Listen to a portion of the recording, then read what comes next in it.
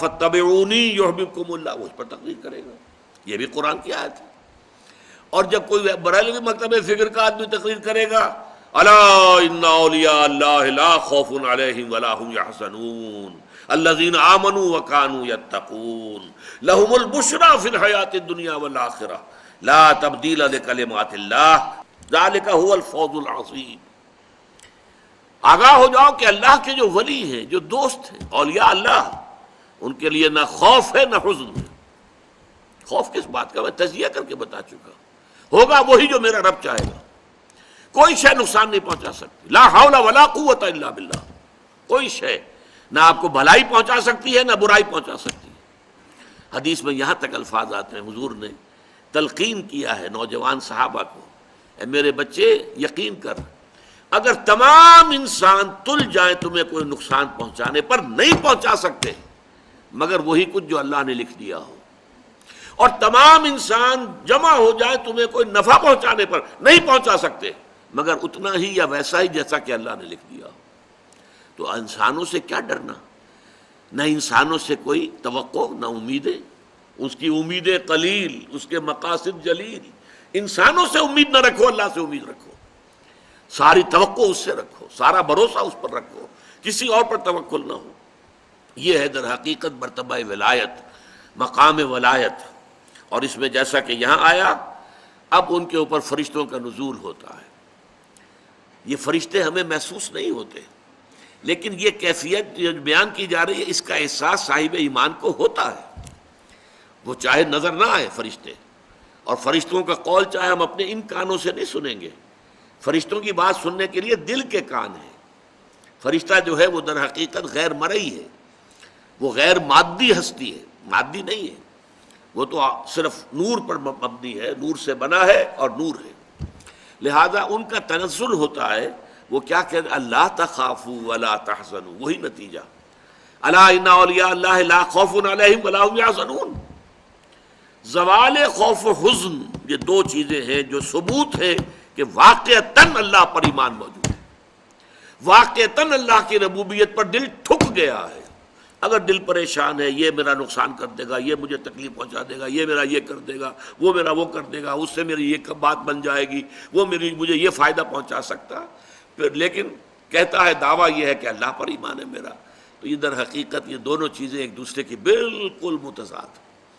توکل، توقع صرف اللہ کی ذات کے ساتھ. اللہ تخافوا ولا تحزنوا، نہ خوف کھاؤ نہ حزن سے دو چار ہو. وابشروا بالجنۃ التي كنتم توعدون، اور بشارتیں حاصل کرو، خوشیاں مناؤ اس جنت کی کہ جن کا تم سے وعدہ کیا جاتا تھا، اہل ایمان سے وعدے کیے گئے ہیں. وَلَكُمْ فِيهَا نَحْنُ أَوْلِيَاؤُكُمْ فِي الْحَيَاةِ الدُّنْيَا وَفِي الْآخِرَةِ. ہم تمہارے ساتھی ہیں، مددگار ہیں، پشت پناہ ہیں، حمایتی ہیں، دنیا کی زندگی میں بھی آخرت میں بھی.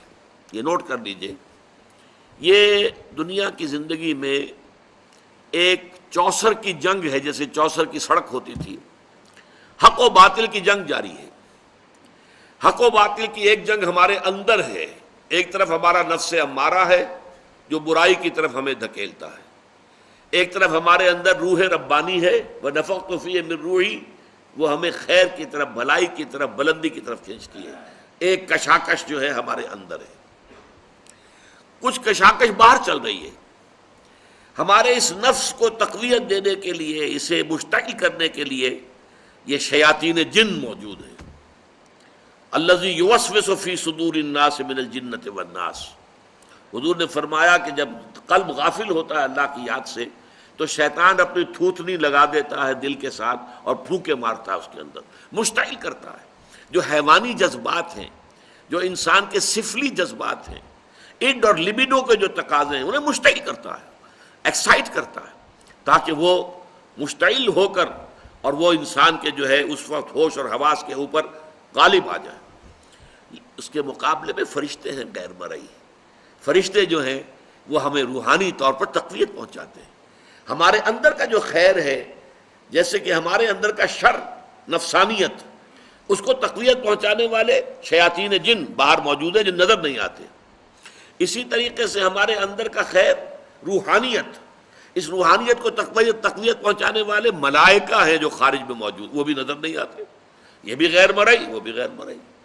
مرئی لوگوں کے اندر بھی جو انسان ہیں، خیر کی طرف بلانے والے بھی ہیں، شر کی طرف بلانے والے بھی ہیں۔ آپ کا دوست یہ بھی کہے گا چھوڑو میاں کیا کس چکر میں پڑ گئے حلال حرام کے، دیکھو فائدہ ہوتا ہے اس کام کے اندر، جس کام میں فائدہ وہ کرو، اللہ اللہ کر سکتا۔ یہ کیا حلال اور حرام اور صحیح اور غلط اور جائز اور ناجائز، وہ آپ کو شر کی ترغیب دے رہا ہے کہ نہیں دے رہا؟ اسی طرح کوئی آپ کا بھائی ایسا بھی، اللہ کے بندے خیال کر، غلط کام مت کر، اس سے تھوڑا سا یہ کہ تجھے دنیا میں دولت مل جائے گی، اخروی زندگی برباد ہو جائے گی تیری، ایسے انسان بھی تو ہے نا آخر۔ تو لوگ جو ہے خارج میں، انسانوں میں بھی داعیان شر بھی ہے، داعیان خیر بھی ہے، وہ تو ویزیبل ہے، مرئی ہے۔ غیر مرئی عالم میں جنات، شیاطین جن ہیں جو ہمارے نفسانی خواہشات اور تقاضوں کو بڑکاتے ہیں، اور ادھر ملائکہ ہیں جو ہمیں تھپکی دیتے ہیں، تم نے اچھا کام کیا ہے۔ اچھا کام کر کے جب مسرت ہوتی ہے، حضور نے فرمایا اذا سرت کا حسنتوں کا وساعت کا سیئتوں کا فانت مومن۔ دیکھو اگر تمہیں کوئی اچھا کام کر کے خوشی محسوس ہو اندر، اور برا کام کر کے کوئی دل کے اندر کوفت محسوس ہو، یہ میں کیا کر بیٹھا، یہ مجھے نہیں کرنا چاہیے تھا، فانت مومن، تو یہ ایمان کی علامت ہے۔ اذا ساعت کا سیئتوں کا وسرت کا حسنتوں کا فانت مومن، بھلائی کر کے خوشی ہو، کوئی برائی ہو جائے تو افسوس ہو، رنج ہو، تو یہ گویا کہ ایمان کی علامت ہے۔ تو فرشتے تھپکی بھی دیتے ہیں، حوصلہ بڑھاتے ہیں۔